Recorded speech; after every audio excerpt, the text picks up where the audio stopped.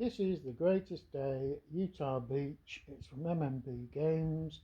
It's part of the Grand Tactical series, and we're looking at the full campaign. Whether we actually complete the full campaign is another matter, which covers the first week of the invasion. I want a quick historical look at this particular operation. Now, Utah had a bit of a troubled history. At one point, the British commander of the overall, I think it was Tedder, who was commanding all the Allied airborne forces, sort of said he thought that the operation would be far too risky, and the 82nd and 101st Parachute, or Airborne divisions as they're known in America, would suffer unacceptable losses. Now, the guys who were in charge of the beach assault at Utah said, well, they're not going ahead without cat invasion. They're not going ahead without the airborne operation to support them.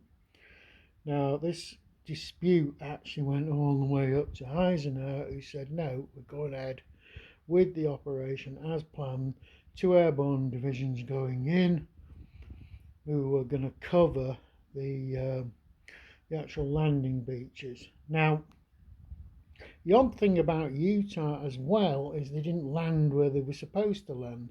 They actually, due to currents and due to a loss of certain command boats, the landing beaches moved to the south, to such an extent that there were originally supposed to be 3 landing beaches. There was supposed to be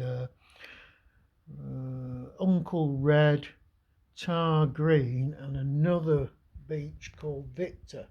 Now, because they'd moved so close to this estuary here, it became totally impractical to use the Victor landing, so everybody landed on the 2 beaches here. Now, it's an interesting thing, there is a module that allows you to play the game on the actual landing beaches if you want.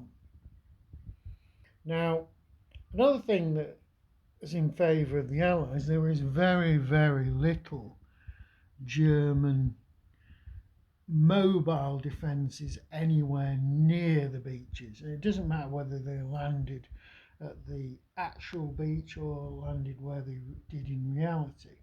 Now, the reason for this is the Germans didn't believe these beaches were suitable for large-scale amphibious landings.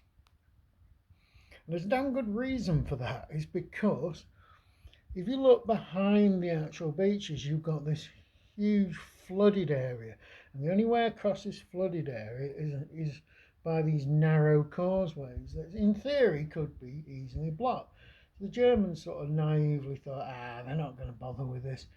So they didn't defend this area anywhere near the degree that they actually should have done.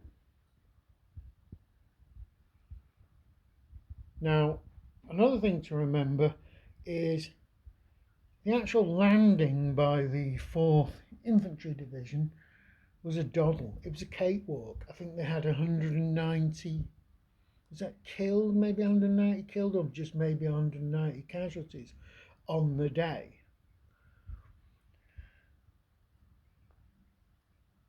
So, and oddly enough, there was I'll mention this because there was an exercise that the 4th Division were involved in Britain, where they were assaulting a beach round Lyme Bay, and there was a horrible mess up where the actual landing groups walked into the live fire naval bombardment, and and at the same time, when they were recovering from all that, a German E-boat raid attacked a lot of the landing craft in the sort of operation. And as a result, I think they ended up with about 700 casualties. from the sort of training exercise, which was far worse than what happened on the day. Now, another thing, although the American airborne units, they did take a horrible amount of casualties, they caused utter chaos in the rear for the Germans, because there were units scattered all over the place. The Germans didn't know what was going on. Their own units were hopelessly scattered all over the board, all over the map. So the net effect is that the landings effectively kept the Germans from interfering with the landings on the beach. Now, because of that, these narrow causeways, there was nothing to stop the Americans from capturing these causeways and advancing inland. So it didn't work out too well for the Germans, and it worked out quite well for the Allies, despite the casualties. Now, there are interesting things as the game gets a bit further on. There's the attack on Caratan, and there are quite a few really good videos that look at the Utah landings, and they actually show you what it used to look like against what it does now. They're really, really good, and some of them actually interviewing the troops that were involved. That assault on the Caratan thing involved the Airborne taking 4 bridges over a narrow causeway. I think it was called Purple Heart Way or something. It was nicknamed at the end of it because of the carnage. But the parachutes managed to capture Parachute Airborne. I think it was, I'm not sure which one it was. Probably it was the 82nd, yeah, that actually captured. No. I always get these two mixed up. It's the 101st that captured that causeway. So, oddly enough, the situation is that the Germans started closing in on this landing area. And they got quite a few divisions into the area, but they were always on the back foot.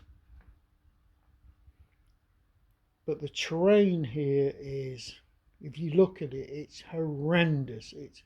There's lots and lots of bocage, which is very, very advantageous to the German defences. Now, this particular scenario, the campaign game, is much better implemented than the Sword Juno Gold module, because that scenario, they say, oh, we're not expecting anyone to play this, and we haven't developed any actual victory conditions.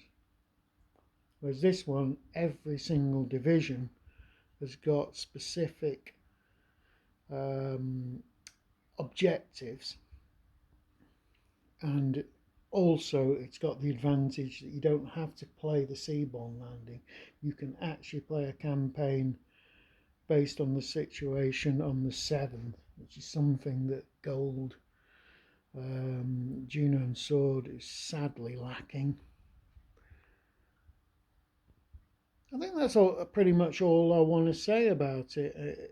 It's very much a case of, can the Germans contain this bridgehead, which historically they couldn't, and how far can it actually get by the 13th, whereas historically the Allies achieved quite significant gains by the end of the 13th anyway. They certainly captured Caratan on the 13th. Okay, that's it.